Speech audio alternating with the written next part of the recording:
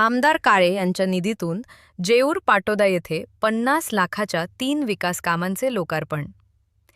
जेऊर पाटोदा येथे 30 लक्ष रुपये निधीतून जिजाऊ पार्क ते चंद्रलीला नगर रस्ता डांबरीकरण करणे व 10 लक्ष रुपये निधीतून चंद्रलीला कमान ते श्रीकृष्ण नगर भूमिगत गटार करणे कामाचे भूमिपूजन आणि 10 लक्ष रुपये निधीतून करण्यात आलेल्या इजिमा 160 ते योगेश साळवे घरापर्यंत जिजाऊ पार्क कॉलनी रस्ता डांबरीकरण करणे कामाचे लोकार्पण आमदार माननीय श्री आशुतोषदादा काळे यांच्या शुभ हस्ते पार पडले.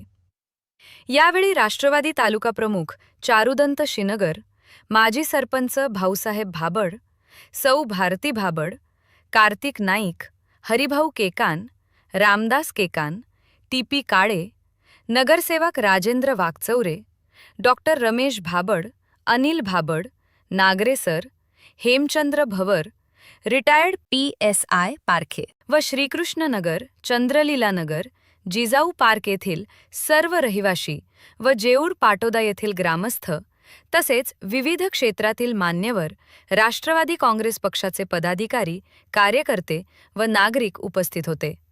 ऑस्कर न्यूजसाठी प्रतिनिधी नामदेव केदार, रेणुका ढमालेसह अनिकेत.